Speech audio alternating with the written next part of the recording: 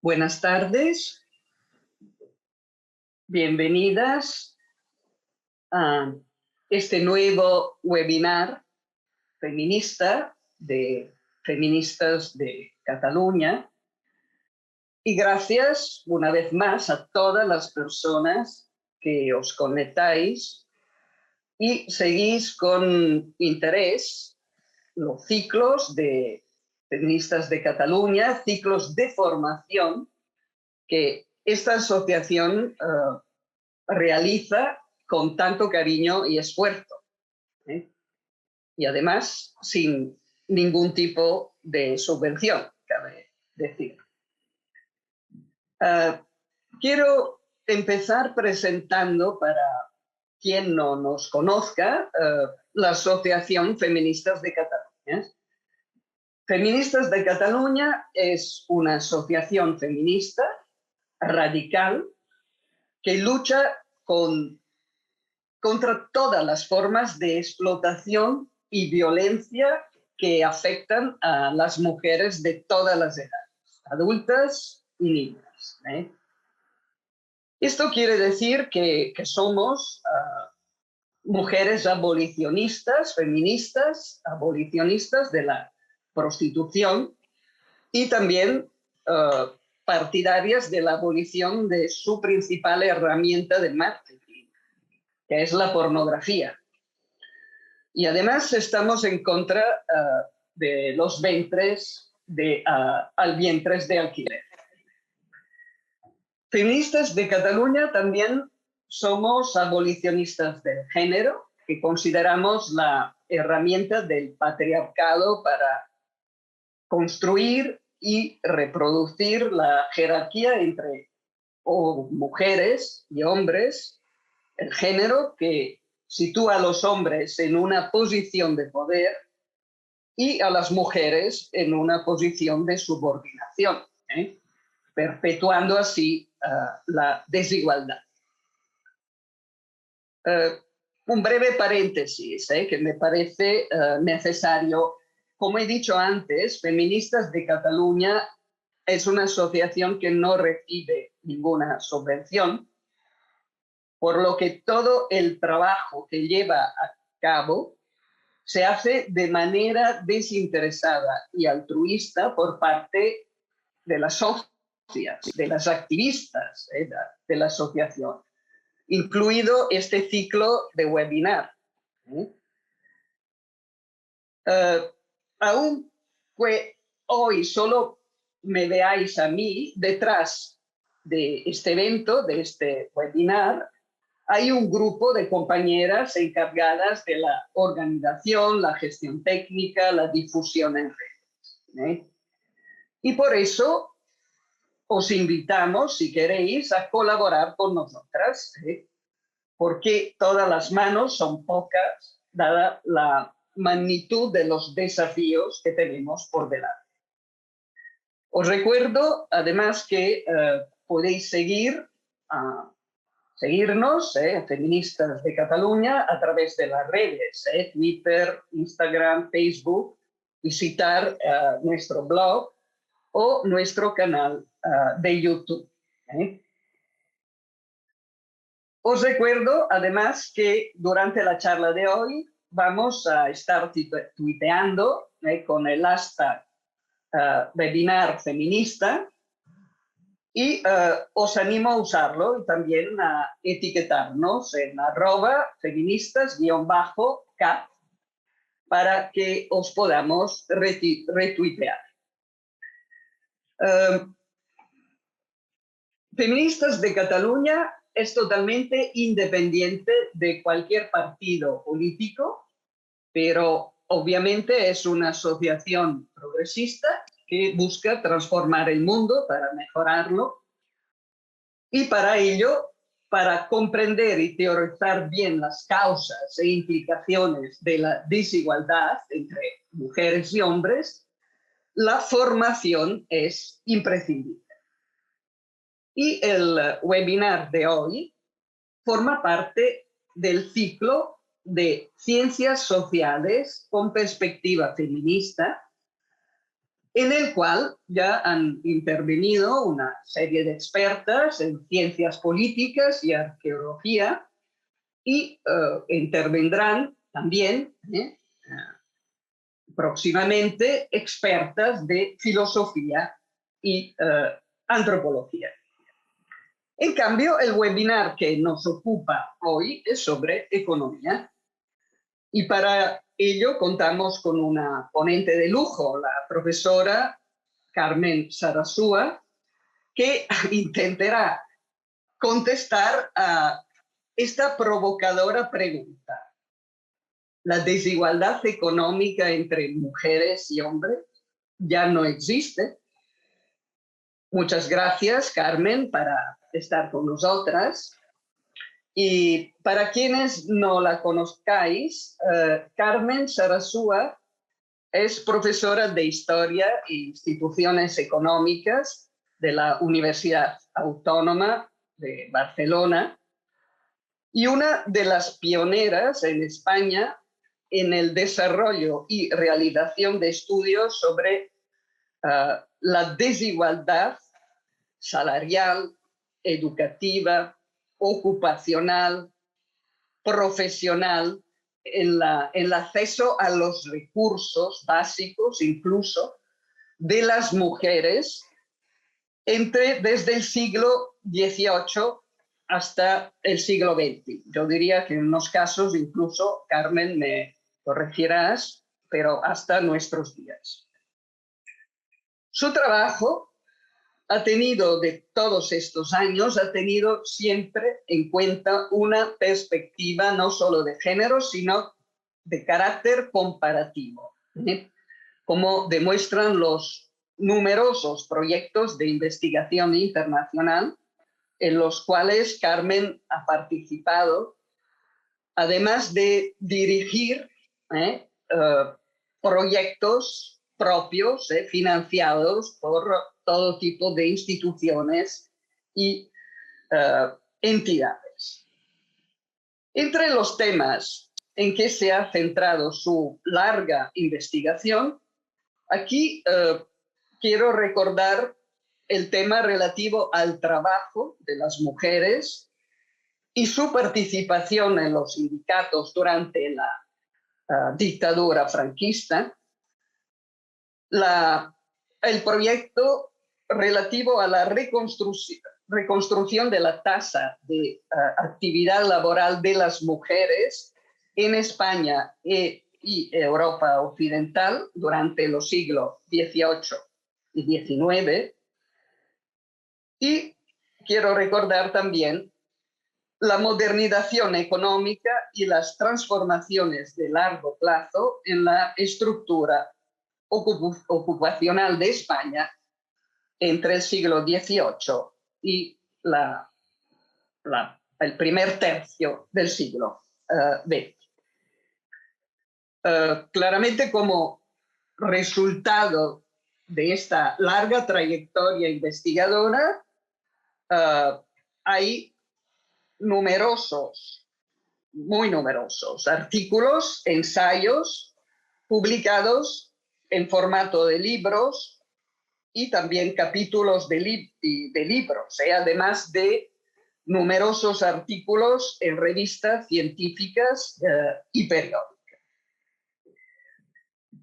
Desde el 2017, Carmen es representante de la Facultad de Economía y Empresa de la Universidad Autónoma en el Observatorio para la Igualdad de la universidad y además es miembro de la Comisión de Igualdad de nuestra facultad.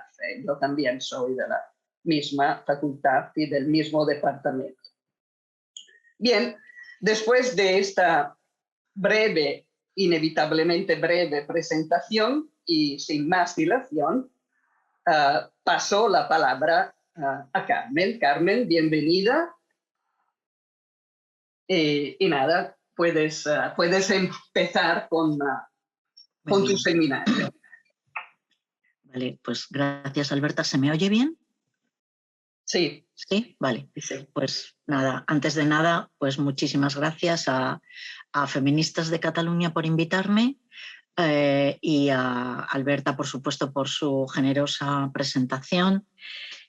Todos mis trabajos están en mi página web, o sea que no hace falta detallarlo más, como ya se lo comenté a Alberta, y si estáis alguna interesada en alguna cosa concreta, pues los podéis ver ahí. Gracias a todas como grupo. Yo he militado muchos años en el feminismo y sé el trabajo que es montar cualquier pequeña cosa, pero es indispensable, sobre todo si tenemos conciencia de ser un pequeño eslabón en una cadena que lleva siglos funcionando. Es indispensable que hagamos este trabajo de transmitir, de estudiar, de seguir analizando la realidad, de luchar por cambiarla. Vale, voy a empezar explicando un poco en qué va a consistir mi presentación o mi conferencia, que es esta. Efectivamente, como ha dicho Alberta, el título es deliberadamente provocador y se refiere al discurso que domina los medios de comunicación en relación al feminismo en los últimos años, donde parece que ya la desigualdad económica, la desigualdad material entre hombres y mujeres ha desaparecido, por lo menos no tiene el protagonismo que desde mi punto de vista debería tener. Ha sido sustituido por otras reivindicaciones, por otros temas, sobre todo lo que es lo referido a la identidad sexual, el nuevo protagonismo de la comunidad LGTBI, etc. Y sin embargo, a pesar de que ya no está, parece que ya no es tan importante, la desigualdad económica entre hombres y mujeres sigue existiendo, a pesar de grandes avances que hemos hecho las mujeres en las últimas décadas, o sea, durante todo el siglo XX, es evidente, ¿no? Y adopta además nuevas formas. Las mujeres, y aquí voy a resumir muy brevemente algunas de las principales diferencias, tenemos una menor tasa de actividad, un mayor desempleo, las que estamos dentro del mercado de trabajo, menores sueldos, pensiones mucho más bajas, y quiero ya adelantar que el problema de las pensiones, que es ahora uno de los principales, sobre todo en España, porque las pensiones son realmente mucho más bajas, una mayor dependencia de subsidios públicos, un porcentaje mucho menor de activos, tanto inmuebles como financieros, conseguimos menos créditos cuando los pedimos al sistema financiero, a la banca, aunque la morosidad de las mujeres es menor, y ahí cito un informe muy reciente del Banco de España, que es el diferencial de género en el acceso al crédito bancario. Tenemos en general aún, por tanto, una dependencia mucho mayor de los hombres y un nivel de vida peor. Esto es un pequeño resumen que indica todavía que, pues la distancia en algunas de estas variables económicas. Estas diferencias, además, están agravadas por dos factores demográficos, algo que siempre hay que tener en cuenta, porque no podemos, es decir, la población, cuántos somos, cómo las edades que tenemos, los estados civiles, es decir, todas las variables demográficas hay que tener siempre en cuenta a la hora de hacer un análisis económico. Bueno, pues hay dos factores demográficos que agravan la mayor pobreza de las mujeres. El primero es la mayor esperanza de vida, que es especialmente importante en España, porque, como sabéis, voy a hablar de tú, porque entiendo que estamos entre compañeras. Pues la esperanza de vida en España es una de las más altas del mundo, con algunos países del sudeste asiático. Se ha caído en los años de la pandemia, pero en el último año los datos que tenemos últimos es que ya se ha recuperado, y aquí veis la diferencia bastante grande, casi 6 años. Entonces, de media, las mujeres vamos a vivir casi 86 años en España. Probablemente esto vuelva a seguir creciendo una vez que ha pasado el efecto de la pandemia. 80 años de media para los hombres. Esto quiere decir que tenemos que pensar mucho en el problema de las mujeres mayores, porque es algo que estadísticamente va a tener cada vez más importancia. Cómo viven, qué rentas tienen, cuáles son sus problemas, y además es un grupo que cada vez es más grande, pero tiene poca voz política, poca voz. El segundo elemento demográfico o factor demográfico que agrava la pobreza de las mujeres es el hecho de que lo que se llama en inglés la penalización de la maternidad, la carga de los hijos. El 80% de los hogares encabezados por solo un adulto, monoparentales, que son 1 de cada 10 hogares en España, no tanto como en otros países, pero cada vez más importantes, son monomarentales, es decir, está encabezado por mujeres. 80 de cada 100 están encabezados por mujeres, 20 por hombres. Esto está correlacionado, los hogares con solo un adulto y especialmente los hogares encabezados por mujeres, con un gran riesgo de pobreza.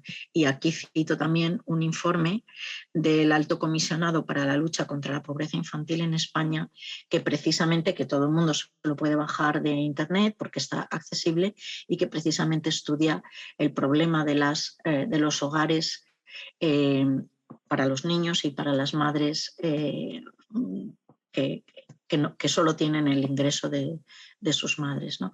Bien, entonces lo que voy a sostener hoy aquí es que el nuevo discurso del feminismo moderno o del feminismo más reciente que estamos viendo, en realidad nos desarma frente a la desigualdad económica porque nos está impidiendo observarla, analizarla y combatirla. Y de hecho, me gustaría comentar al final algunos de estos fenómenos recientes que, que apenas se están analizando precisamente porque toda la atención mediática, toda la atención de todo el mundo está en estos temas últimos de la identidad sexual, ¿no? Bien, desde la economía tenemos un instrumento que se ha desarrollado en las últimas 3 décadas, que es la economía feminista. Algunas de vosotras sé que sois economistas y por tanto me entendéis, pero voy a hacer una cosa muy, muy sencilla y que pueda ser accesible para todo el mundo. Creo que la economía feminista en estas 3 últimas décadas se ha consolidado como un instrumento útil, indispensable para analizar el entorno económico y la situación de las mujeres a través de estos 4 medios, ¿no? O sea, ha transformado los instrumentos del análisis, y aquí quiero citar algo específico de la legislación española, que es la Ley de Igualdad de 2007, en uno de cuyos artículos, como veis aquí, se hace ley la obligación de sistemáticamente recoger la variable sexo en las estadísticas y encuestas. Esto para las ciencias sociales es indispensable, no solo para la economía. Es decir, no podemos, como ahora por cierto, ¿no? Parece que también el discurso político es mucho bla bla bla y pocos datos. Las ciencias sociales solo se pueden hacer con datos y hay que seguir una metodología científica para recoger datos y, por tanto, para tener opiniones fundadas en datos, no simplemente opiniones que sean propagandísticas o de marketing o de... La economía feminista, por tanto, ha transformado los instrumentos, ha redefinido los conceptos y fundamentalmente la familia como unidad de análisis económico, no solo la empresa o el mercado, ha cuestionado los objetivos también de la economía ortodoxa, y está contribuyendo a diseñar políticas económicas que tengan en cuenta la desigualdad y que se propongan erradicar o al menos reducirla. Y yo voy a hablar fundamentalmente de mujeres, de empleo, del mercado de trabajo.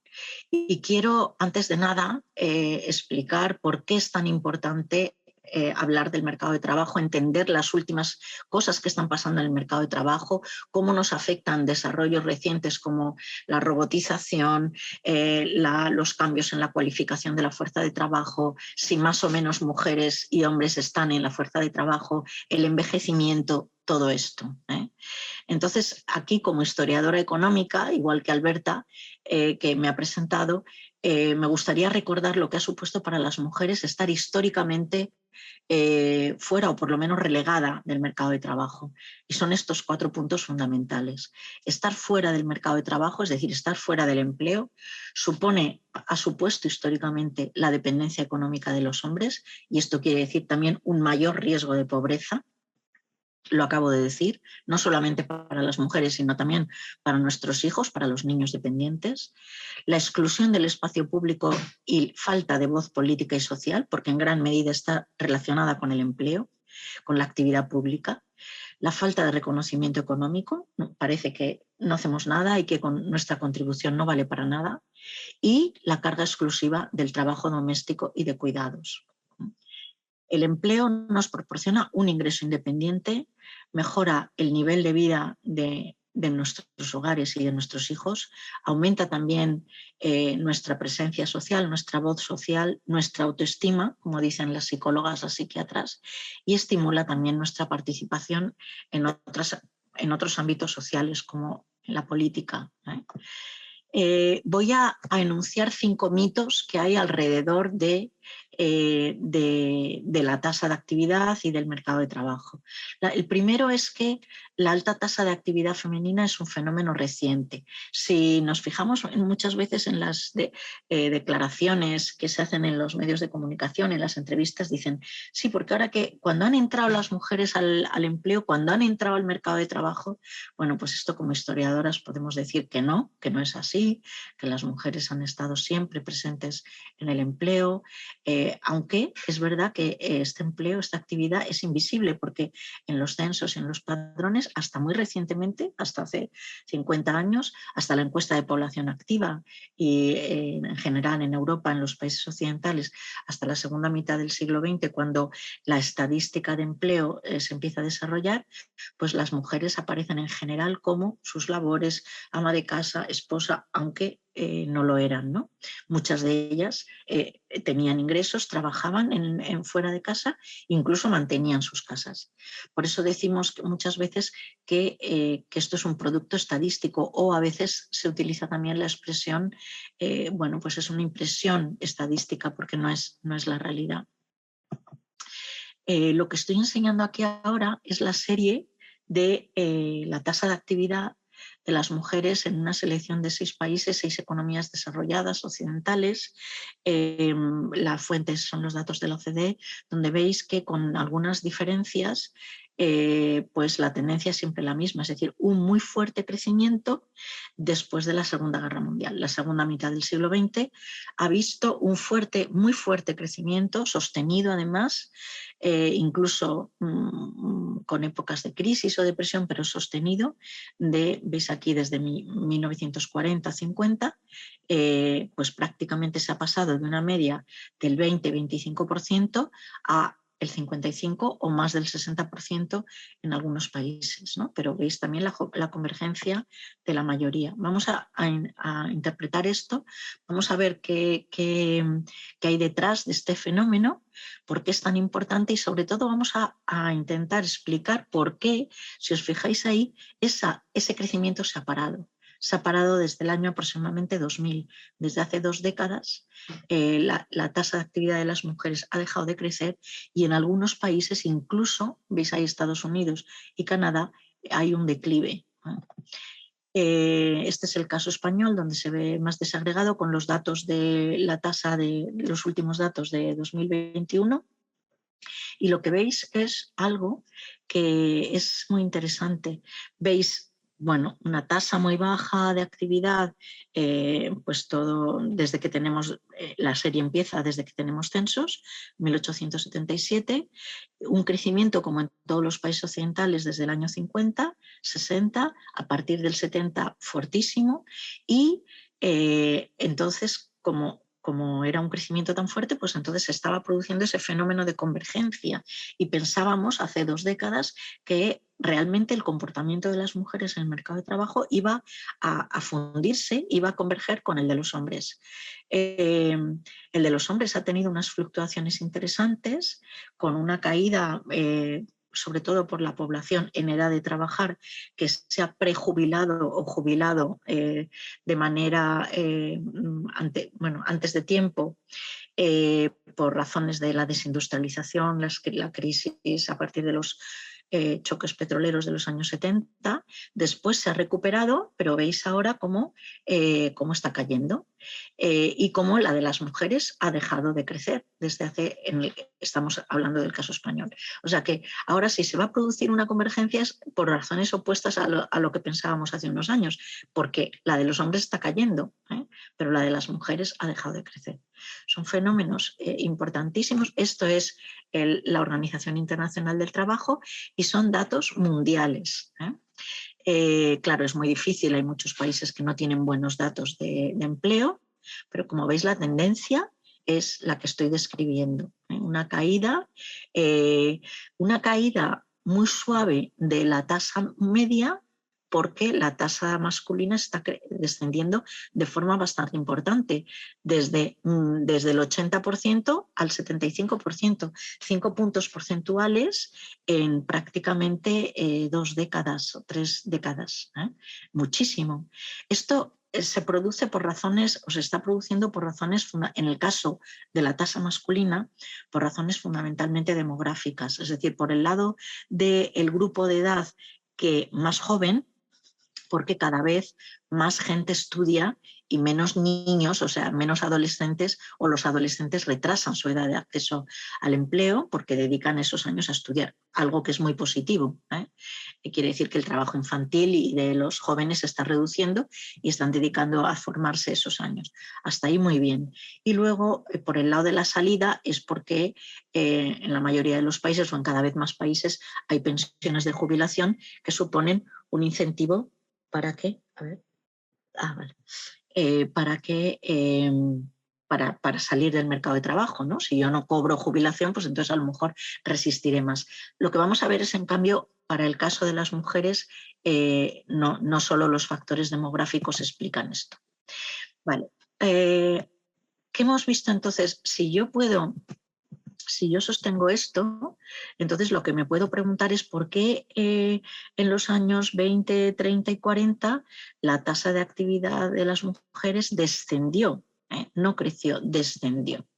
Y las respuestas, bueno, son varias. Ha habido un aumento constante desde la Segunda Guerra Mundial, como estábamos diciendo, pero en las décadas anteriores había descendido por lo que veis aquí, porque hay una correlación entre los salarios de los hombres. Cuando han crecido, ha aparecido este modelo del breadwinner o el ganapan, muy sostenido además por los sindicatos, que sostenían o defendieron durante muchas décadas que las mujeres o que los salarios de los hombres debían ser lo suficientes para sostener a todos los miembros de su familia, que los hijos pudieran ir a la escuela y que las mujeres pudieran estar en casa, haciendo servicios, haciendo trabajo doméstico y dedicadas a los cuidados, ¿no? Y por eso, pues vamos a ver que los sindicatos fueron muy beligerantes con el trabajo nocturno de las mujeres, con el trabajo fabril en general, etc. Voy a describir algunos de estos mitos, como he dicho. El primero ya lo hemos visto. El segundo es que la feminización ha mostrado un progreso sostenido y constante.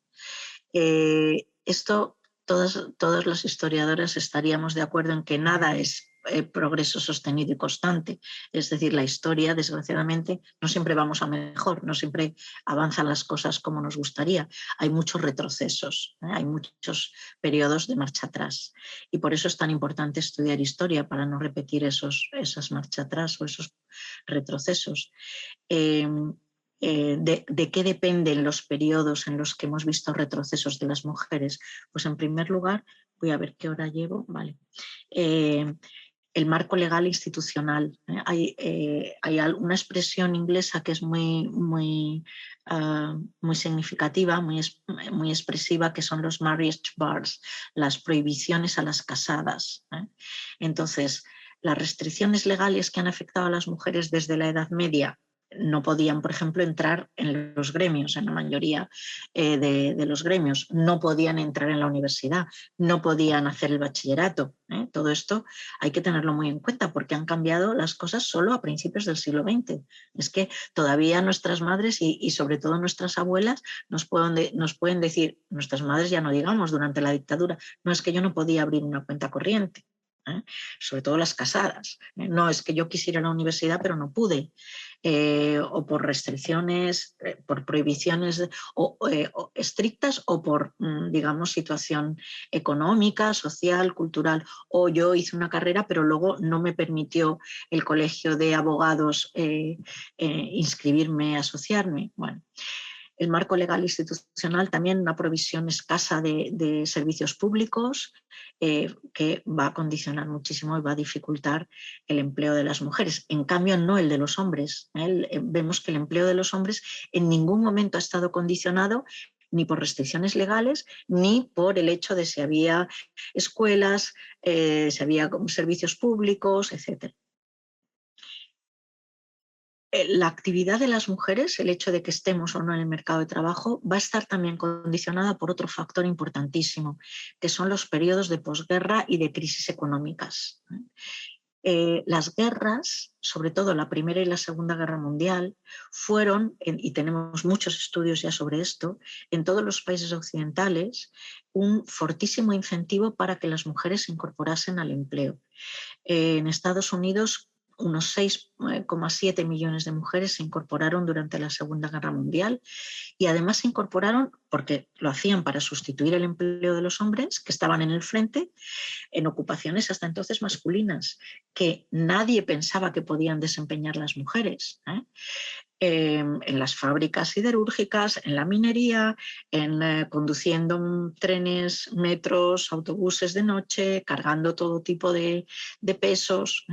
Bueno, en Estados Unidos la tasa de actividad femenina aumenta un 50% solo en unos meses. Y en Gran Bretaña lo mismo, fue un fenómeno masivo. Durante la Segunda Guerra Mundial se levantó las prohibiciones. Esto es un estudio sobre la India. Como les interesaba, se levantó la prohibición de que las mujeres trabajaran en el interior de las minas, y en la India pues unas miles de mujeres de castas bajas fueron contratadas para trabajar a destajo, porque el carbón era indispensable para toda la producción energética que era necesaria para la producción también de armamento necesario para el frente y para los ferrocarriles. Bueno, todo esto ocurrió en el plazo de unas semanas, en el momento que los hombres son movilizados a miles, y lo estamos viendo ahora también incluso en la guerra de Ucrania. Los hombres son mayoritariamente movilizados en las edades en las que tendrían que trabajar para ir al frente, y justamente en el momento en que son más necesarios mantener los sistemas de transporte, de comunicaciones, de industriales, agrícolas, etcétera, toda la actividad productiva. Entonces, ¿dónde está? ¿De qué mano de obra podemos echar mano? De las mujeres, y en el espacio de unas semanas no pasa nada, no hay ninguna restricción, no hay ningún problema, tienen la fuerza necesaria para hacerla y automáticamente. Ahora, cuando los hombres vuelven del frente, cuando acaba la guerra, todas estas mujeres son obligadas, incluso por ley, a dejar su empleo. Y entonces vuelven con mucha fuerza los estereotipos de que las mujeres eran débiles, que no estaban cualificadas, que no podían cargar pesos, que no podían trabajar de noche, pues etcétera, etcétera, ¿no? Todos estos tabúes y estereotipos que durante la guerra, como era necesaria su mano de obra, quedaban suspendidos. Es muy interesante ver, es interesantísimo cómo en algunos momentos se ha impedido o se ha expulsado a las mujeres del empleo remunerado. Esto es una selección de trabajos que son especialmente importantes.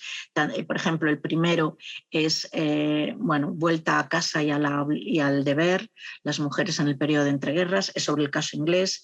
El 3, el 4 y el 5 son sobre España, son distintos casos sobre España, pero el que me encanta y el que ha sido para mí una revelación es el libro de Céline Seuny, que es sobre Francia y Suiza, Trabajo femenino, vuelta al orden, la ofensiva contra el trabajo de las mujeres durante la crisis económica de los años 30. Aquí tenéis a la izquierda la portada del primero que os he dicho, Vuelta a casa y al hogar, las mujeres entre guerras, y a la derecha la portada del trabajo de Seuny, que es excepcional porque explica algo que bueno, ahora os voy a explicar esto, explica lo siguiente. Nosotros tendemos a identificar esta imagen de la mujer dedicada al hogar, a la que se le ponen todo tipo de trabas para tener un empleo, sobre todo la casada que se dedique, bueno, pues todo este discurso y acompañado con medidas legislativas y económicas muy importantes de que el lugar de las mujeres es el hogar. Tendemos a interpretarlo como algo de la derecha, la extrema derecha, el fascismo que está surgiendo en los años 20, por aquí Mussolini dice esto, Hitler dice tal, Primo de Rivera dice tal, pero lo que muestra Seni es que todos los gobiernos europeos en los años 20 y sobre todo en los años 30, cuando ha acabado la Primera Guerra Mundial y ya cuando empieza la depresión, todos, pero incluido el Frente Popular francés, donde está el Partido Comunista, todos se apuntan a la definición de las mujeres como el ángel del hogar, el lugar de la mujer. Tiene unas citas extraordinarias del presidente del Partido Comunista francés, miembro del Frente Popular, como sabéis, de que lo que tienen que dedicarse las mujeres es a sostener nuestros hogares, a ocuparse de la raza incluso, conceptos como la raza, y con medidas sobre todo de expulsión de las casadas, en primer lugar del empleo público.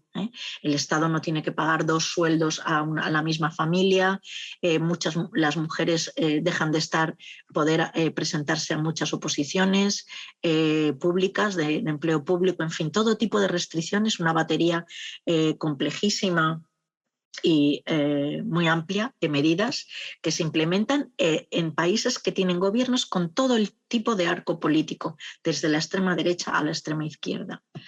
Esta fotografía, estas 2 fotografías, bueno, que solo he seleccionado esta, es interesantísima. Estamos en plenos años 30, la depresión está azotando Europa, sobre todo Centro Europa y los países del norte de Europa, y esto es una fotografía de la construcción de polders en Holanda, en los Países Bajos, donde, como veis, estamos en los años 30 y la tecnología es totalmente intensiva en trabajo, no hay ninguna maquinaria, los hombres de todas las edades, algunos muy mayores, como veis ahí, cientos de ellos están pasándose piedras de una manera completamente, digamos, rupestre o primitiva para rellenar esos polders que van ganando, como sabéis, tierra al mar.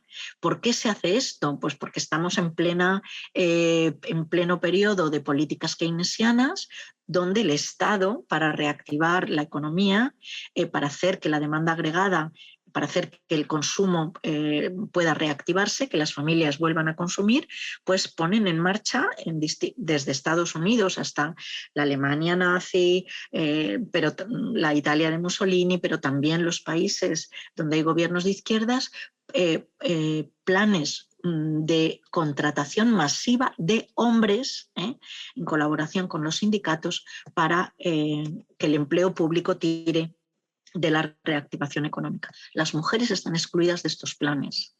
Un cabeza de casa, un salario público por hogar. Y aquí vemos, esta es una foto maravillosa de uno de esos artículos que os acabo de recomendar, de Ángel Pascual Martínez Soto, profesor de la Universidad de Murcia, que ha estudiado el periodo de 1918, es decir, justo después de la huelga general y de la revolución que va a dar lugar a la revolución soviética en la Unión Soviética. Estamos a finales de la Primera Guerra Mundial, están movilizadas todas las fuerzas socialistas de toda Europa y hay una huelga general también en la industria conservera de Yecla, que es una industria totalmente feminizada. Toda la mano de obra son estas mujeres, estas trabajadoras, cientos, miles de ellas, pero los cargos y los directores, los directivos del sindicato, en este caso de la UGT, que son los que entran a negociar con la patronal, son todos hombres. Y después de muchos días de esperar fuera los resultados de esta negociación, pues las mujeres ven atónitas que las únicas cosas que se han conseguido, los únicos éxitos que han conseguido estos negociadores son para ellos, son para los hombres. Y las mujeres se quedan tan completamente fuera de esta negociación que, indignadas, decepcionadas, se dan de baja en la Unión General de Trabajadores y forman un sindicato de mujeres que se llama Agrupación Socialista Feminista El Despertar Femenino, posiblemente el primer sindicato de mujeres que existe en España.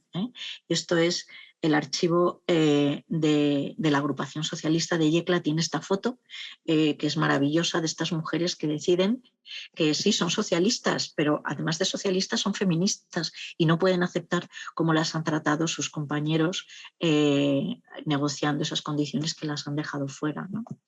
Bien, el mito tercero sería este: la tasa de actividad masculina siempre ha sido muy alta. No es verdad.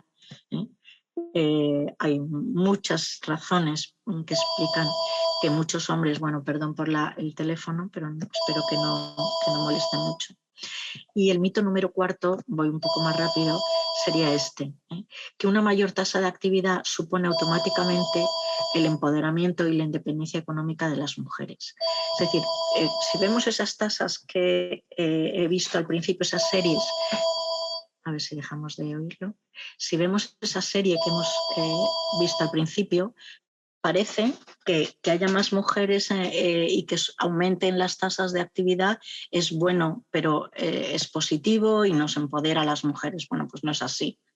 Es verdad que es extraordinariamente positivo, que tener un empleo, como he dicho al principio, genera, ¿no?, todo tipo de ventajas para las mujeres y para los niños, sobre todo, que reciben esas, que se benefician de esos ingresos mayores, pero hay que tener en cuenta estos tres elementos.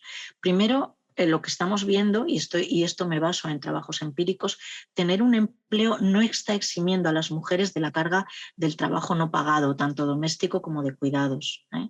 De hecho, se habla de la doble carga, ¿no?, de la doble jornada de trabajo. No es que porque las mujeres tengamos un empleo automáticamente se reorganiza el trabajo doméstico y de cuidados, para nada.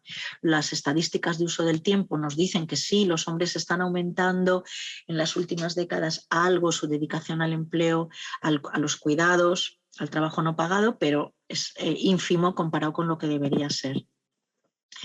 ¿Esto qué significa? Pues que la mayoría de las mujeres todavía, para cuidar a sus hijos o a otros dependientes de la familia, tienen o que interrumpir sus carreras, es decir, saliéndose del mercado de trabajo, del empleo durante algunos años, o que aceptar jornadas a tiempo parcial, que luego, claro, de momento pues nos solucionan la vida porque nos permiten cuidar a nuestros hijos o solucionar el problema de cuidados que tenemos, pero están mucho peor remunerados, nos vuelven a hacer dependientes de otro ingreso y además después, cuando somos viejas, tenemos unas pensiones mucho más bajas porque hemos cotizado mucho menos. Segundo problema, las mujeres seguimos estando segregadas en sectores y empleos feminizados. Ya sabemos, ¿no?, todo el mundo maneja los conceptos de techo de cristal, etcétera.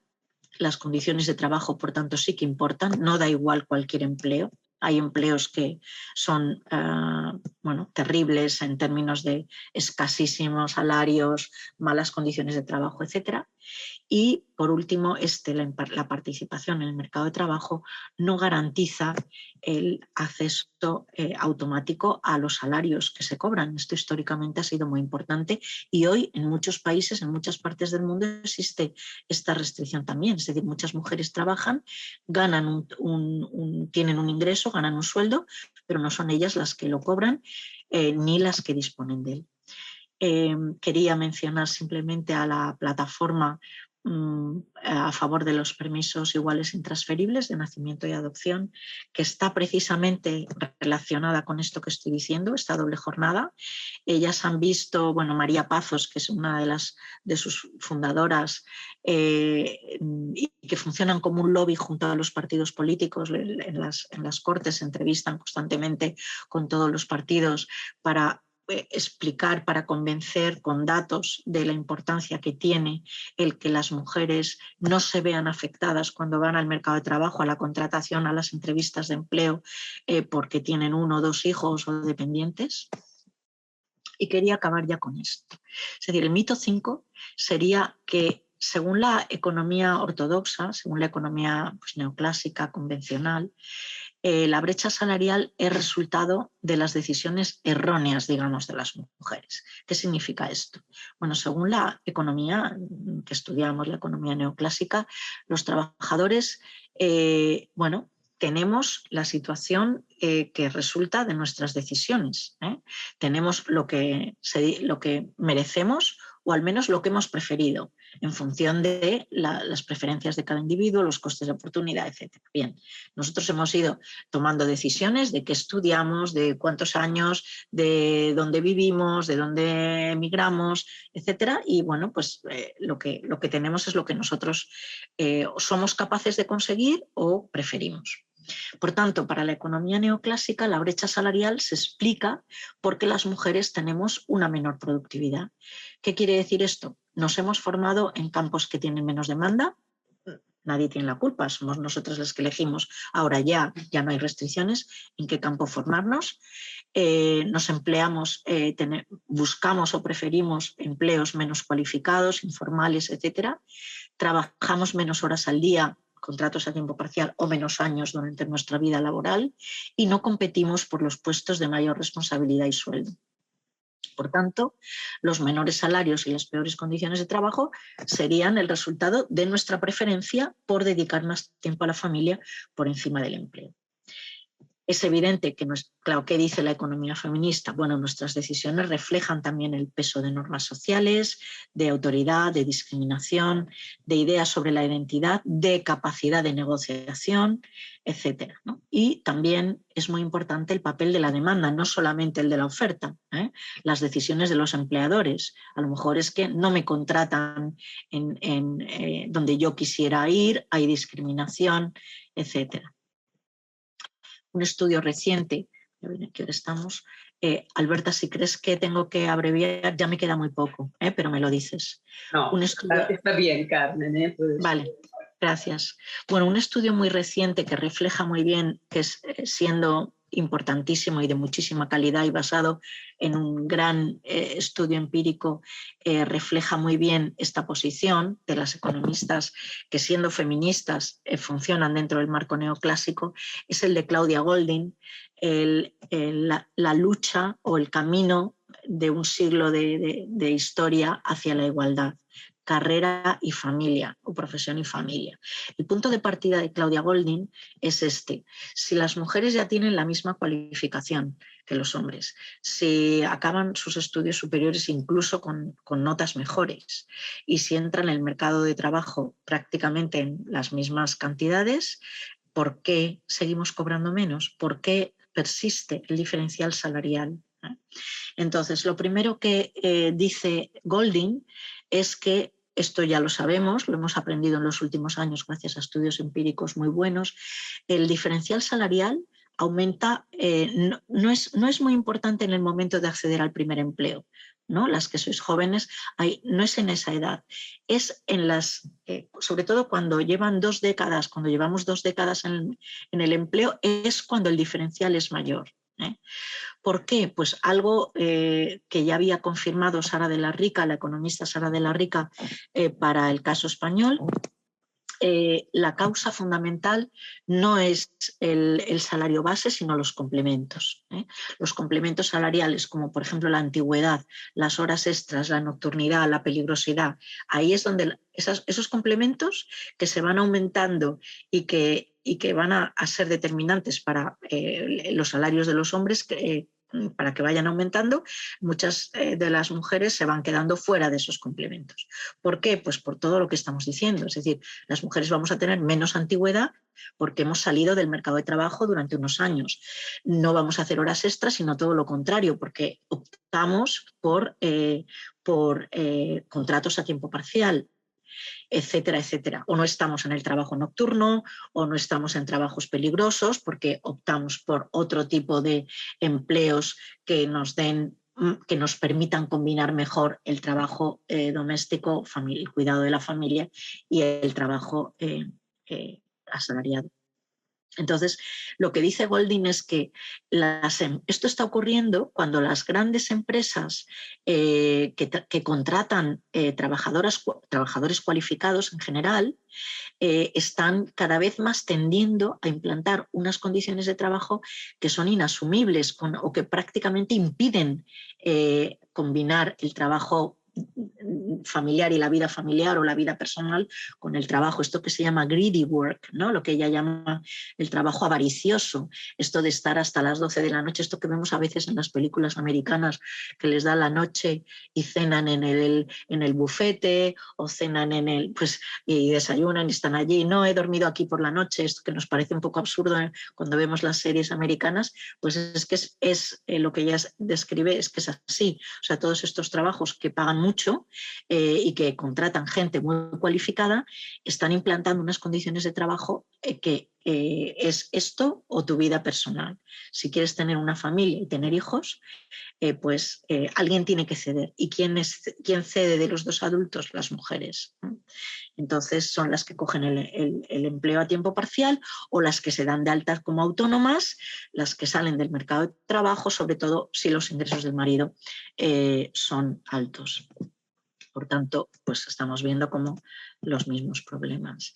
Bien, hay que decir también que la desigualdad en el interior de los hogares no es solamente de la gestión del tiempo, es también del ingreso y del gasto. Una de las cosas que la economía feminista ha llegado a concluir es que las unidades familiares no pueden, como hacía la sociología hacía muchísimo tiempo, ¿no? Y la economía también, las unidades familiares no son unidades de análisis en el sentido de que son unidades igualitarias, ¿no? Nos acordamos, ¿no?, de cuando los hogares estaban divididos, hogares de clase media, hogares de renta alta, de renta baja, nadie se molestaba en mirar, pero ¿quién de esos miembros realmente tiene acceso a esos bienes, a esos servicios, al coche, etcétera, ¿no? Entonces, bueno, esto lo estamos conociendo cada vez mejor y también nuestra definición de los hogares, que hoy sabemos que raramente son instituciones cooperativas igualitarias y de igual acceso. Y quería citar también dos libros, quizá el de Christine Delphi y Diana Leonard lo conocéis, el de explotación familiar, que es que me hace mucha gracia siempre este dibujo, ¿no? Esta mujer ama de casa que está pensando en acabar con su vida, en suicidarse, y detrás está la policía y el cura que dice, pero piense en su familia, ¿no? Y ella probablemente está diciendo sí, pero precisamente por eso me voy a tirar, ¿no?, por el balcón. El libro de la izquierda es muy diferente, pero es también interesantísimo. María José de la Pascua, que falleció hace un par de años, era una historiadora de la Universidad de Cádiz que encontró en el archivo de Cádiz las cartas y muchísimos expedientes de mujeres que, viviendo en Cádiz y teniendo cierta fortuna, habían sido presas de los buscadores de fortuna que llegaban a Cádiz, timaban a estas mujeres, las convencían de que ellos iban a embarcar para ir a América, pero que ahora vendrían por ellas, y etcétera, etcétera. Se casaban, como casados disponían de la fortuna de estas mujeres, de su dote, etcétera, y después jamás se les volvía a ver. Las noticias que llegaban de América es que allí tenían otra familia, a veces incluso más de una, hijos, etcétera, y estas mujeres que habían sido estafadas emocional y económicamente, pues a veces escribían estas cartas desesperadas donde explicaban, donde a veces les reclamaban que volvieran, que les devolvieran su patrimonio.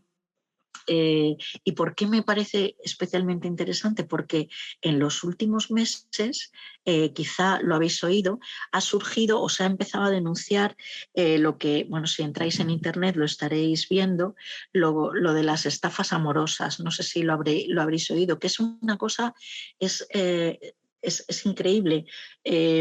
Son mujeres porque todas son mujeres las que están siendo objeto de estas estafas, que conectan por internet con personas que se hacen pasar, bueno, pues que tienen un perfil falso, se hacen pasar por hombres que rápidamente se enamoran de ellas, hacen planes de vida pues afectivos, viven en otro país, normalmente son profesionales, voy a venir, vamos a hacer unas vacaciones, te voy a mandar los billetes, etcétera, etcétera, y de repente en un momento dado tienen un problema financiero, económico, bueno, las acaban vaciando las cuentas. Es que he visto hace poco un documental en televisión, un reportaje, donde ya habla la policía de la cantidad de mujeres, muchas de ellas jubiladas, digamos, necesitadas emocionalmente, que están mandando miles y miles de euros a personas en las que ellas han creído ingenuamente.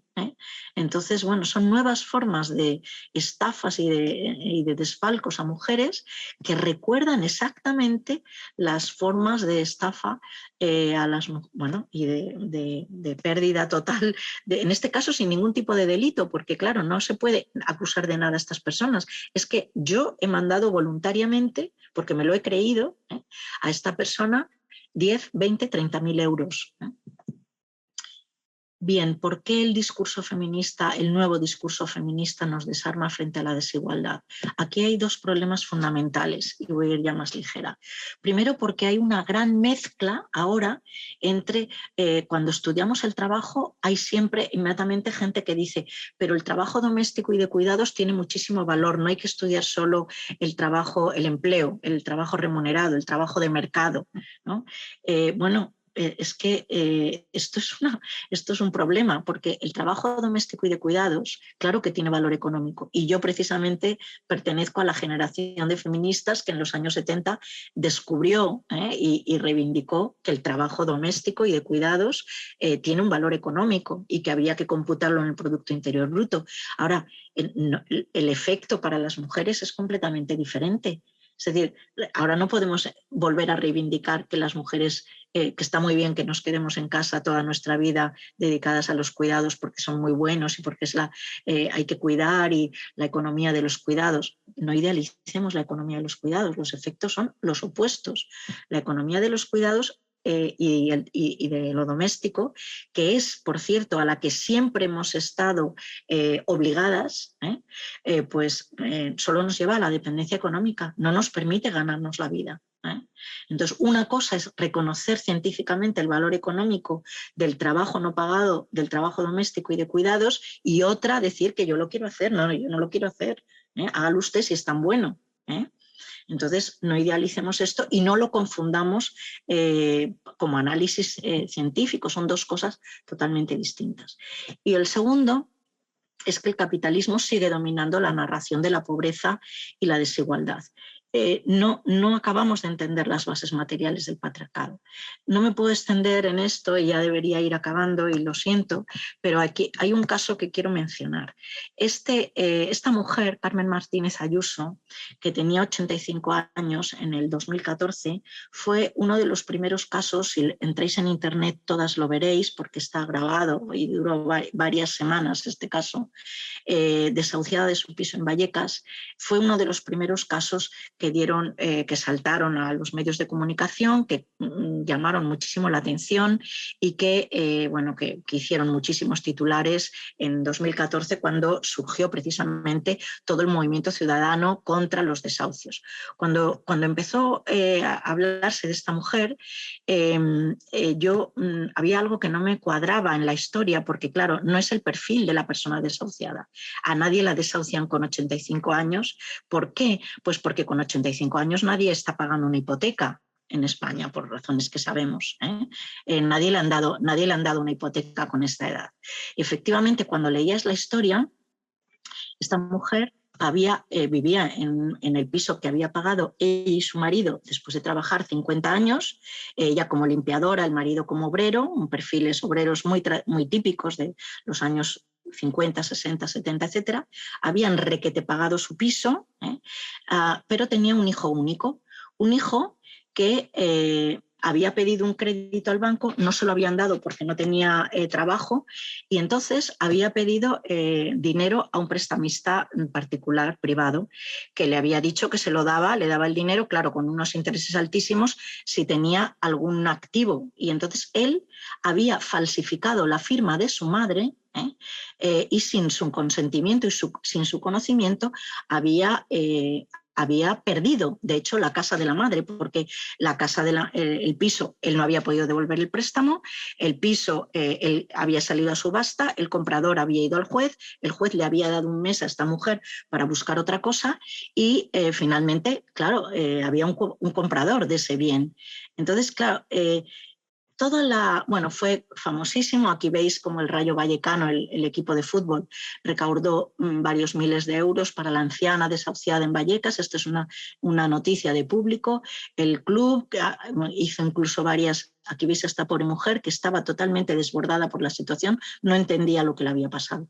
¿Qué es lo que le había pasado? ¿Qué tiene que ver? O sea, la banca, el sistema financiero, no tenía nada que ver con este caso. Aquí no había habido ningún crédito para la compra de la vivienda. Y era un caso evidente de fraude dentro de la familia. Es decir, a esta señora la había robado y le había destrozado la vida a su hijo. Sin decírselo, ella se había enterado solamente por la citación judicial. Nadie la había informado de nada. Pero como habían falsificado la firma, aunque ella dijera que era falsa, pues entonces se había vendido, se había ejecutado. Y para mí este caso es un ejemplo muy significativo de esto que estoy diciendo. Es decir, desahucio inmediatamente la banca, el capitalismo. Pero es que no entendemos cómo funciona el patriarcado, no entendemos lo que está pasando dentro de los hogares. No tenemos los instrumentos para ir más allá y decir, no, pero la banca, ¿pero qué banca? Si esto es un hijo que ha robado, como tantísimos, porque muchísimas de las personas que están en las residencias de ancianos y que, por cierto, durante la pandemia se han muerto muchos, las han metido familiares contra su voluntad. Bien, entonces era simplemente un ejemplo de la insuficiencia de nuestro análisis muchas veces. Bien, y este sería el último mito, el mito que la igualdad entre hombres y mujeres es un hecho, que ya disfrutamos de ella y que está garantizada en el futuro. El progreso, la historia nos muestra sobradamente, como he intentado explicar muy sucintamente, que hay montones de retrocesos y además a las mujeres es a quien especialmente nos interesa saberlos y sobre todo a las jóvenes que están hoy escuchando o que estéis conectadas, porque nosotras ya las mayores pocos retrocesos vamos a ver, pero vosotras es muy posible que sí. Me gustaría acabar con un mínimo homenaje a las mujeres que en los países donde gobierna la Sharia, la ley islámica, están luchando y dando su vida por la defensa de lo que en Europa, de lo mismo por lo que en Europa luchamos, ¿no? Por acceder al empleo, por tener libertad.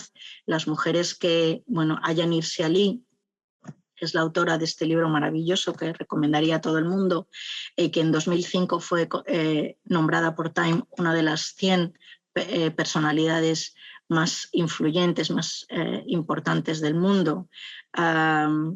Y sobre todo las mujeres que en Afganistán, que hace unas semanas ha sido no puedo decir la celebración, se ha conmemorado el año de que los talibanes volvieron a tomar el poder, con lo que esto está suponiendo para los millones de mujeres de Afganistán, en Irán. Pero me gustaría acabar con esto, es muy significativo y quiero decir lo siguiente: nunca en la historia, en ningún país, en ninguna cultura, en ninguna religión, las mujeres han tenido ningún problema para limpiar baños. Es una de las tareas, como esta y alguna otra parecida, para las que nunca ha habido ninguna restricción, nunca se nos ha expulsado de esta ocupación, siempre a todas las culturas, a todas las religiones les ha parecido bien que hagamos esto. Y en definitiva, me gustaría que se entendiera esta charla, esta presentación como una llamada, como un llamamiento a que sigamos pensando en los problemas del mercado de trabajo y en cómo para las mujeres es fundamental defender nuestros empleos y nuestros salarios. Y muchas gracias. Muchísimas gracias, Carmen. Realmente una intervención la tuya muy clara, muy interesante, que bueno, que suscita, también contesta evidentemente a la pregunta inicial y en el mismo tiempo abre toda una serie de preguntas, pero yo diría que el valor añadido principal, o por lo menos para mí, ha sido de hecho que es una intervención que nos obliga a reflexionar, ¿eh? Nos obliga a reflexionar con interés, con sensatez, a toda una serie de temas, de cuestiones que no pertenecen al pasado y que en realidad continúan a caracterizar el presente. Nuestros días. Tú veo que tienes una visión un poquito pesimista, ¿no? Tienes como la idea que las cosas puedan empeorar, y espero que simplemente sea una posibilidad, una probabilidad, pero finalmente no se cumple. Muchísimas gracias y quiero invitar a las asistentes, a las que estáis participando al webinar, a plantear preguntas en el chat o en el apartado de preguntas y respuestas. Bueno, tienes por parte de Marina, te felicita, verás felicita por tu intervención, por tu charla, y esperando que puedan también otras participantes intervenir indirectamente por escrito, y de las cuales yo me haré cargo de presentarte sus dudas, sus preguntas. Pues tengo yo una serie de pequeños apuntes y también de preguntas que te quería plantear. Y la primera cuestión, que es muy interesante, esta cuestión del hecho que cabe tener en cuenta el hogar familiar no como un ámbito, una dimensión idílica donde todos los miembros conviven con armonía psicológica y económica, sino que pueden ser perfectamente ámbitos de fuerte competición, en realidad, sobre todo entre las dos personas adultas que normalmente forman estos núcleos. Y entonces toda la cuestión del proceso, de los procesos redistributivos, de las tareas, de las rentas dentro de las familias. Y los ejemplos que nos has dado, y yo misma he ido pensando, bueno, que al final puede que el feminismo tendría que centrarse de manera más contundente sobre la cuestión que es que las mujeres se tienen también que emancipar de sus parejas y de sus hijos varones, o las mujeres a partir de una cierta edad, porque el peligro no llega solo de fuera, evidentemente, puede ser un peligro interno. Dicho esto, lo que quería preguntarte, evidentemente, las condiciones económicas de las mujeres a España, así como en la mayor parte de los países occidentales y los países con renta media alta, se han modificado, han mejorado, en principio.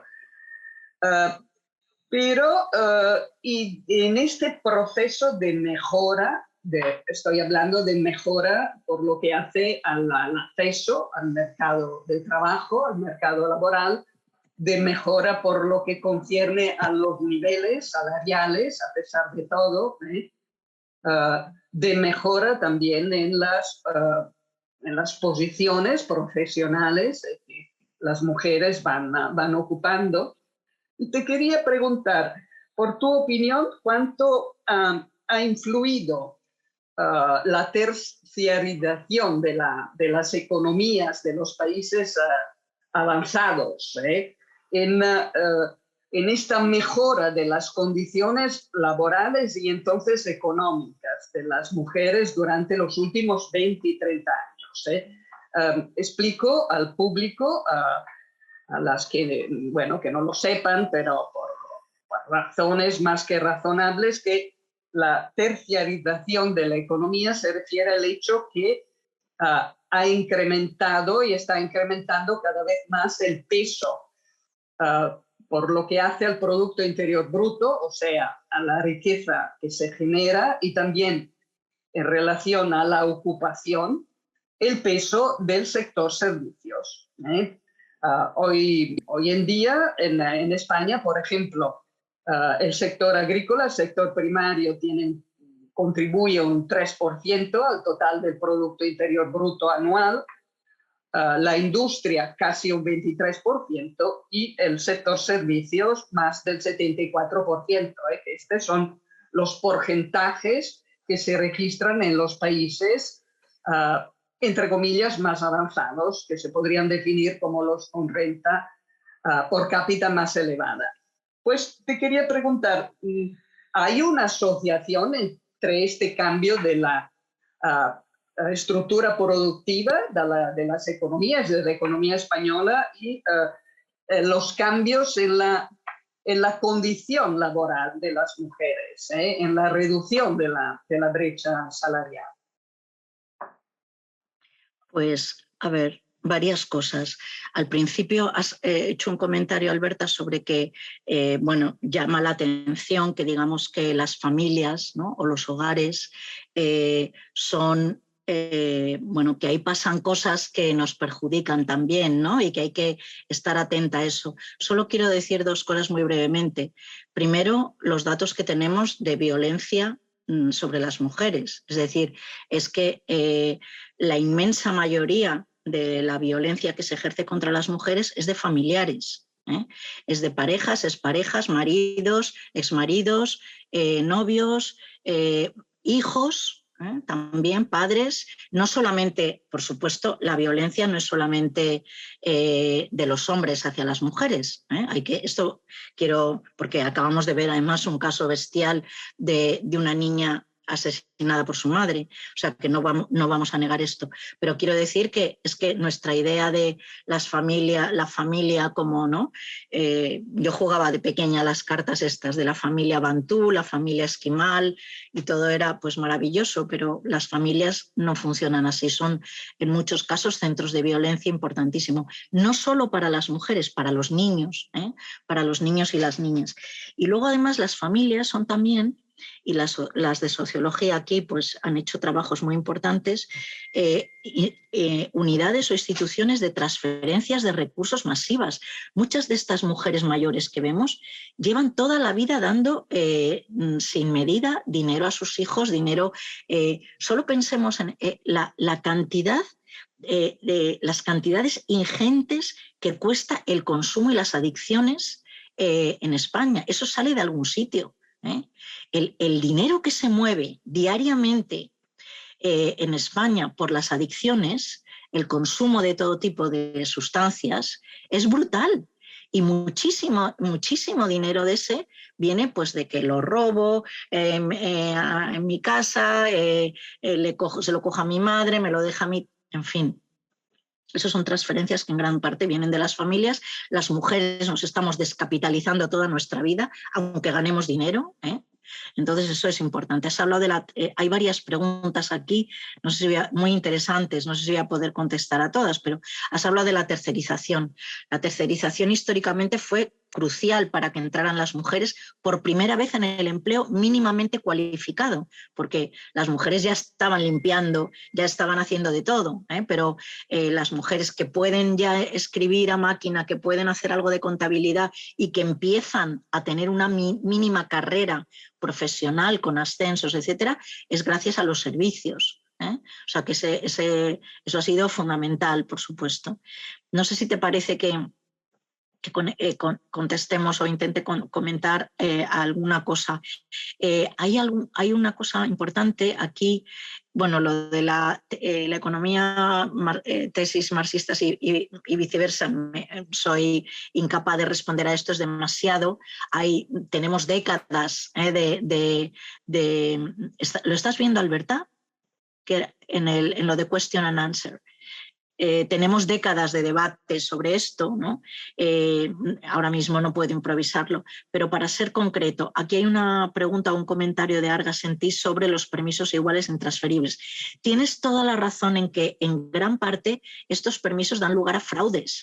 Es que el primer fraude, el primer año que surgió la ley, el primer permiso, supimos que, por ejemplo, había varias personas del Ejército del Aire que habían usado esos permisos para sacarse precisamente la licencia. Bueno, hubo un caso y salió, bueno, varios casos y salió en la prensa, ¿no? Se puede documentar. Claro que hay fraude, pero esto solamente depende después de lo que pasa dentro de la pareja.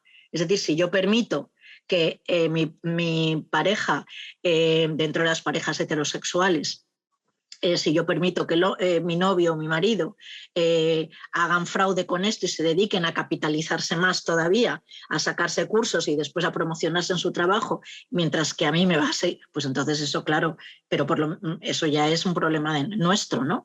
Pero por lo menos que la ley exista, que la ley que la ley sea igual para todos. ¿Quiere usted tener un hijo? Pues tiene que tener algún coste para los hombres. Es que hasta ahora los hombres han tenido familia, hijos, casa, suegras cuidadas, etcétera, sin ningún coste para ellos en términos de empleo. Entonces, bueno, se trata de que los costes se repartan, y todas las medidas sabemos que son parciales. Respecto a los trabajos peligrosos que mayoritariamente los hombres hacen, bueno, precisamente el artículo que he recomendado de Gloria Nielfa, que es sobre el origen de la legislación laboral en España, habla de un caso que es de libro. Este artículo es obligatorio en las clases de máster todos los años, sobre el trabajo, la polémica sobre el trabajo nocturno. Porque resulta, lo que descubrió Gloria Nielfa es que cuando estamos, ¿no?, finales del siglo XIX, hay un único diputado obrero en las Cortes, porque el Partido Socialista ya existía y había sacado un único diputado obrero, por cierto, llamado Pablo Iglesias, el del 19, no el de ahora, y resulta que Pablo Iglesias polemiza de manera muy violenta, muy virulenta en las Cortes, porque el PSOE y la UGT estaban contra el trabajo nocturno de las mujeres. ¿Y quién defiende el trabajo nocturno para las mujeres? La patronal catalana, porque emplea fundamentalmente a mujeres en el sector textil y sabe que si cambian hombres por mujeres por hombres, sus costes laborales van a crecer y su margen va a descender. Es un debate donde no hay mujeres, las mujeres no estaban en el Congreso, pero son ellas y el coste de nuestro trabajo el que está detrás de la legislación laboral. Entonces, el caso del trabajo peligroso es parecido, es decir, porque a las mujeres se las expulsa de la minería, porque a las mujeres son todo, bueno, porque hoy, por ejemplo, los barrenderos tienen, y las personas que están en el personal de limpieza tienen un plus de peligrosidad, tienen un plus, y muchas de las actividades que hacen las mujeres no los tienen. Entonces, claro, esto es histórico y cultural. Bueno, no sé si hay alguna cosa más. No idealizar la economía de los cuidados, no recuerda la situación de los trabajadores del hogar. Bueno, ¿qué opino de la idea de la masculinización? Yo creo que, yo estoy en contra de que los sectores estén masculinizados o feminizados. Nuestra experiencia histórica es que los sectores masculinizados, cuando han empezado a entrar las mujeres, automáticamente se devalúan y los salarios caen y socialmente se desprestigia. Entonces, y esto se estudió por primera vez con la medicina en la Unión Soviética. En la Unión Soviética muchas mujeres empiezan a estudiar medicina, las facultades se abren a las mujeres, una carrera que en principio ya está abierta a hombres y mujeres, y en el momento que la gente percibe que hay muchas mujeres allí, ya la medicina no vale nada y los salarios de los médicos se devalúan completamente. Por tanto, creo que la solución es que no haya, es decir, que mujeres y hombres estén más o menos proporcionalmente, según sus preferencias, ojalá fuera así, en todas las ocupaciones. Esto sería lo ideal para que no se vuelvan a reconstruir los estereotipos, que por cierto, no hace falta decirlo, se están reconstruyendo constantemente. Tenemos el ejemplo de las TIC, las tecnologías de la información, que es el último sector que ha aparecido en el mercado de trabajo. En teoría las mujeres pueden estudiarlo, son competitivas, Silicon Valley, muchas mujeres, etc. Y sin embargo, el porcentaje de mujeres en las TIC es mínimo, es ínfimo. Y hay muchos estudios que se están preguntando por qué las mujeres, estamos en California, estamos en lo más moderno del mundo, ¿por qué no están ahí las mujeres? ¿Qué elementos hay de las culturas del trabajo que las mujeres o los negros o otras minorías consideran o perciben como hostiles? Y los hay. Hay elementos que no son, a lo mejor he hecho la carrera de informática, soy ingeniera, he sacado todo, ¿no? Y sin embargo no estoy ahí o me voy o no quiero estar, o no quiero trabajar 40 horas al día, en fin, hay muchas razones, pero el hecho es que las ocupaciones siguen estando segregadas por género. No sé si esto es... Sí, si quieres, tengo otras preguntas que me han llegado. Tú has exhaurido las preguntas en el apartado de preguntas y respuestas del chat que has mirado ahora para contestar. El chat, probablemente. Sí, tengo dos preguntas Dime. por parte de Silvia. Sí. Que te pregunta, ¿qué quieres decir poner los cuidados en el centro o la economía de los cuidados? Esta es la primera pregunta. ¿Qué quiere decir poner los cuidados en el centro? A ver, poner la economía de los cuidados, este juego que has hecho antes, hablando. Sí, creo que esto es una de las cosas que, uno de los grandes avances que ha conseguido la economía feminista, empezando por, evidentemente no tengo aquí tiempo en un minuto para resumir todo lo que supone ya casi una corriente y un campo dentro de la economía feminista, que es la economía de los cuidados, empezando por los trabajos de Nancy Folbre. Hay ya casi escuelas dentro de la economía feminista que se dedican a analizar los cuidados, a estudiar la relación entre el trabajo gratuito de los cuidados, porque aquí hay que distinguir, evidentemente aquí alguien menciona esto, ¿no? La masculinización de los cuidados. Bueno, los cuidados también es un sector de empleo. Entonces, y probablemente cuando los hombres empiecen a entrar en el sector se revalorizará y se prestigiará muchísimo. Ahora mismo los cuidados como sector de empleo es uno de los sectores más desprestigiados, menos remunerado. Solo hace falta ver el caso de las personas que se dedican a las ayudas familiares y todo el empleo que se ha creado con la ley de dependencia, patético. Es imposible tener peores condiciones laborales y estar más, y ahí no hay ni un solo hombre. Bueno, pues eso como sector de empleo. Yo me refería también al hecho de que los cuidados antes eran exclusivamente no pagados como parte del trabajo doméstico de las mujeres. Y como las poblaciones se van envejeciendo cada vez más y la demanda de cuidados y de cuidados de calidad es cada vez más importante, pues, bueno, pues eso ha cambiado nuestra manera de entender algo que hasta ahora hacíamos, o nuestras madres y nuestras abuelas hacíamos, sin pensar que eso era un trabajo. Ese fue uno de los grandes aciertos de la ley de dependencia en España, es decir, se presentó precisamente así como una nueva pata del estado de bienestar, ni más ni menos. Luego ha sido una decepción total, porque ningún partido político ha apostado realmente por esta pata del estado del bienestar. No se quieren gastar en eso el dinero, no creen en eso.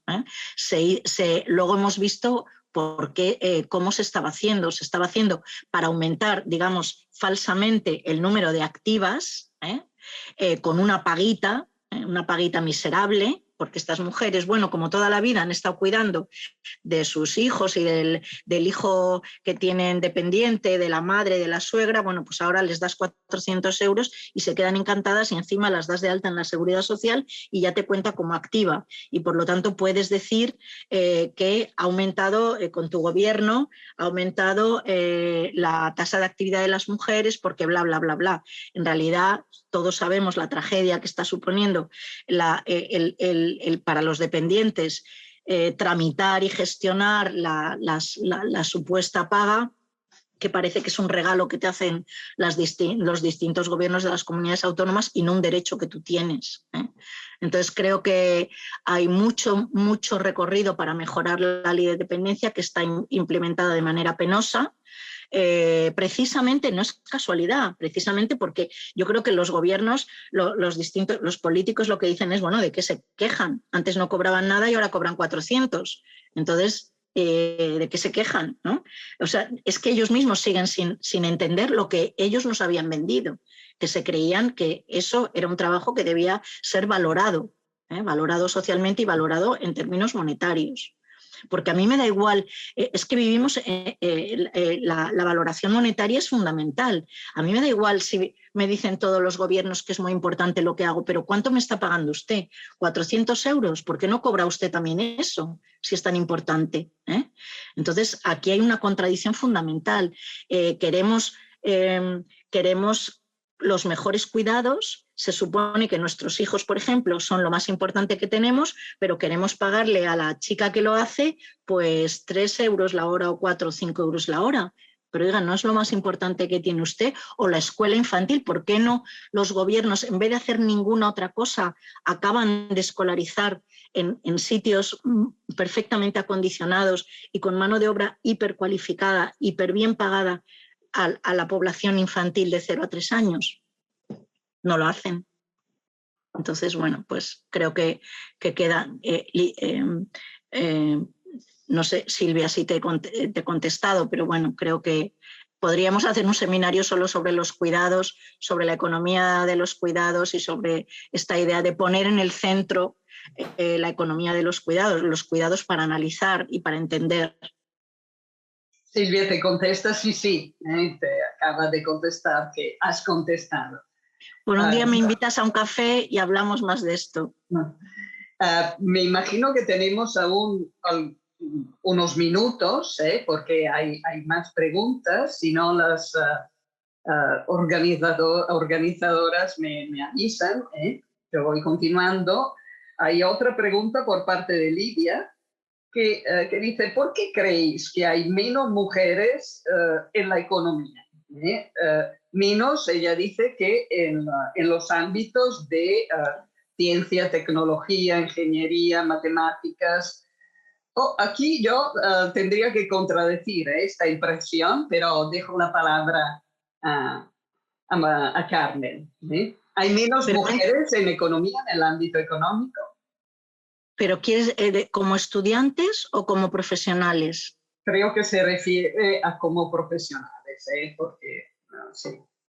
O puede también como estudiantes. Bueno, como yo estudiantes aquí, no, hay muchas... como estudiantes no, ya.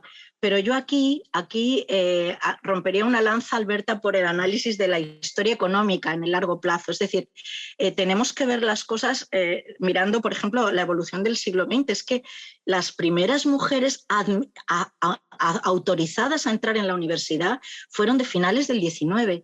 Es que estamos en los años 30, en la época de la Segunda República en España, y todavía no había ninguna mujer en la carrera de Derecho, que fue la última en la que se admitieron a mujeres. ¿Por qué se admitieron mujeres Derecho, la última en toda Europa? Porque el patrón fue el mismo, las primeras en medicina. ¿Por qué en medicina? Porque había una demanda muy importante de mujeres enfermas que no iban a las consultas de los médicos.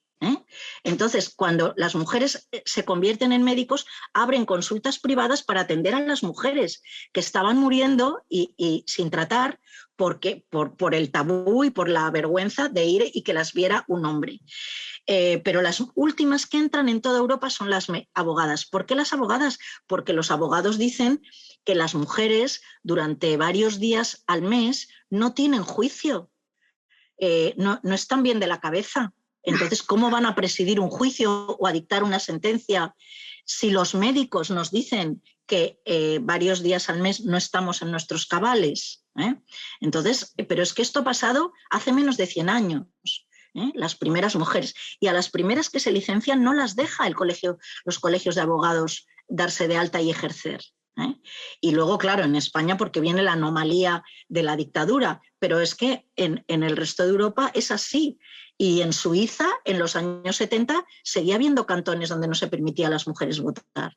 Entonces, si lo vemos así, pues a lo mejor no hemos ido tan despacio, porque desde que nos han dejado y hemos empezado hasta llegar ahora, pues bueno, hemos ido bastante rápido. Yo creo que el esfuerzo, y aquí me gustaría recomendar los trabajos de Consuelo Flecha sobre las primeras mujeres universitarias.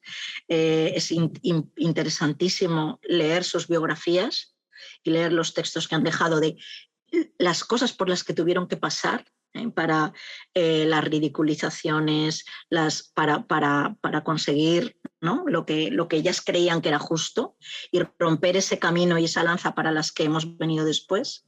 Entonces, bueno, pues yo creo que hay que verlo en el medio plazo y valorar también todo lo mucho que hemos conseguido y que conseguimos cada día.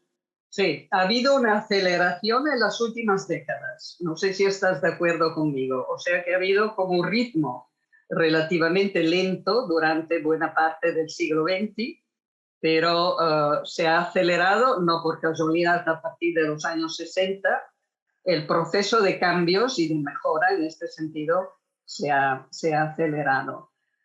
Tengo una pregunta, otra pregunta que me parece interesante. Tengo muchas, no podré referirlas todas, no creo que tendremos tiempo, pero hay un asistente anónimo, una asistente anónima que pregunta ¿qué opina sobre el hecho, la posibilidad de legislar sobre reservas de lugares de trabajo en el sector público para determinados colectivos?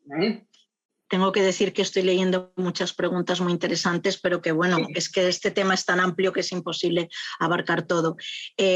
Bueno, este es el tema de las cuotas.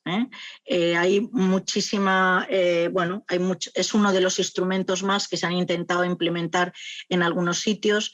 Hay algunas cosas que me parecen más útiles, porque aquí a lo mejor los juristas hay que tener en cuenta que que tenemos un determinado marco.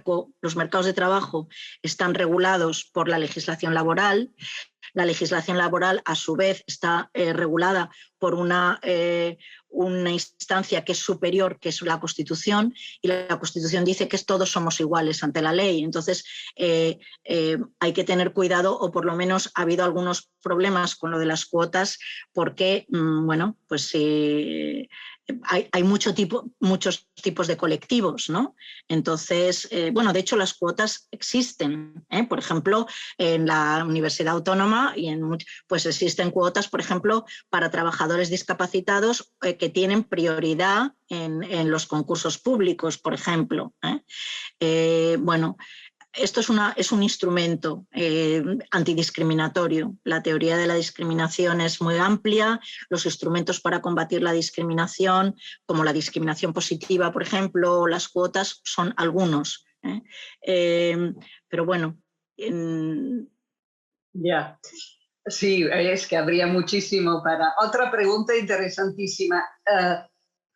La relación entre procesos biológicos de las mujeres y su empleabilidad y salario. Es decir, que has tocado este tema, pero añado yo el hecho de, que la presunta incompatibilidad, o real a veces, entre la estructura, el funcionamiento biológico, físico de las mujeres y la posibilidad de realizar determinadas tareas, a veces condena a las mujeres, como en el caso de las cortadoras de caña en la India, a ser sometidas para encontrar empleo a intervenciones de histerectomía en masa.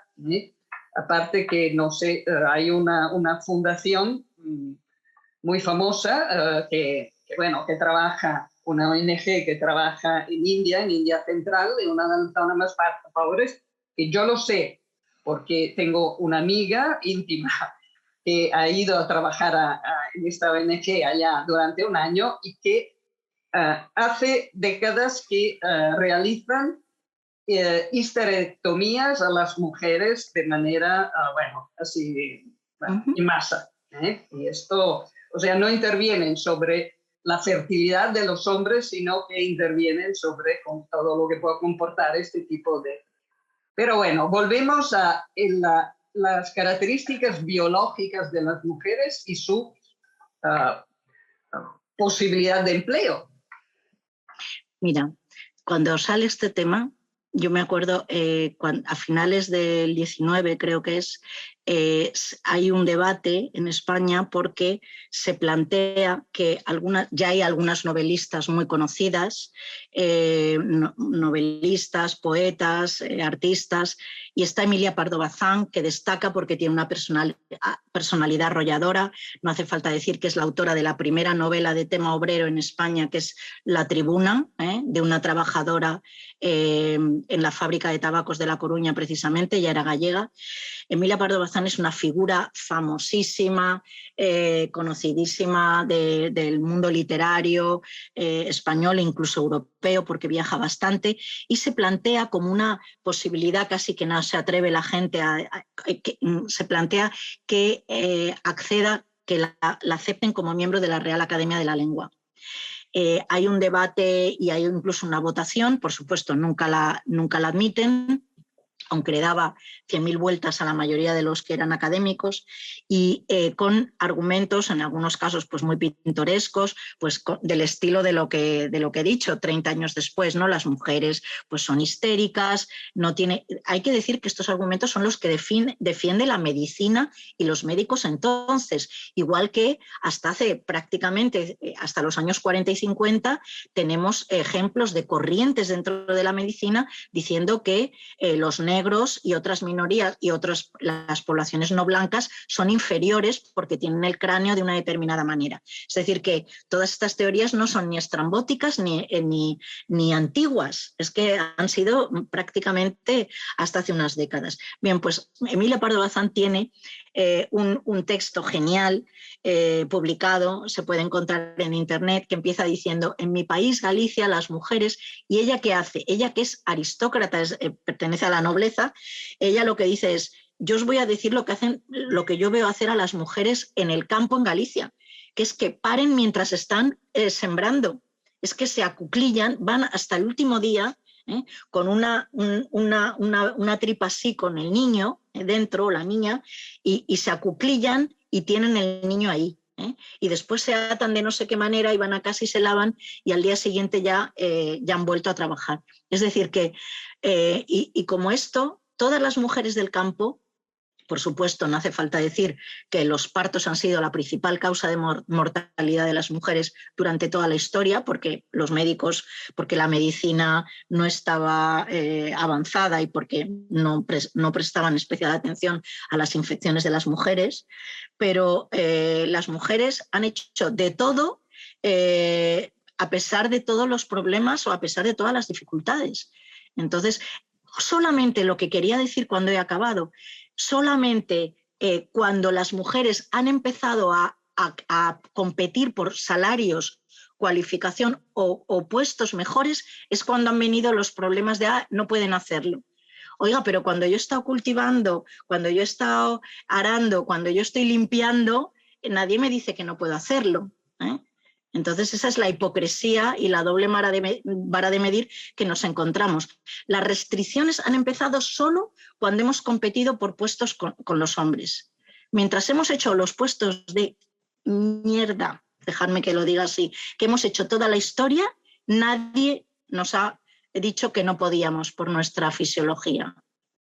limpiar los lavabos, por ejemplo, ¿no? Sí, exacto, nadie. Ahí no hay problemas, ahí podemos hacerlo todo lo que queramos. Los niños, y bueno, limpiar, sí, es así. Bueno, me parece que ya se hace tarde. Es muy interesante, podríamos continuar, esto podría ser como la indicación que, bueno, tendremos que organizar otro seminario y continuar con estas reflexiones, pero creo que seguramente ha llegado ya el punto, el momento de acabar. Muchísimas gracias, Carmen. Gracias a todas las preguntas. Siento no haber podido contestar a muchas. Estoy leyendo cosas interesantísimas, pero no tenemos tiempo. Pero a ver si encontramos la manera que puedas continuar este diálogo con las asistentes que han participado hoy y con otras eventuales. Yo quiero dar las gracias a todas vosotras y acabar con una reflexión que es la reflexión no solo mía, seguramente también de Carmen, que tiene que ver con el hecho que cuando hablamos de desigualdad entre hombres y mujeres, de discriminación entre mujeres y hombres, bueno, hemos también de recordar que no existe solo una desigualdad que es de carácter social, institucional, sino que existe una desigualdad de carácter económico y, atención, que existe también y continúa existiendo una violencia de carácter económico contra las mujeres. Y esto es una de las bases de nuestras reflexiones y que tenemos que tenerlas siempre presente. Muchas gracias a todas y ahora buen descanso, que todas lo hemos merecido. Gracias y bona nit. Bona nit.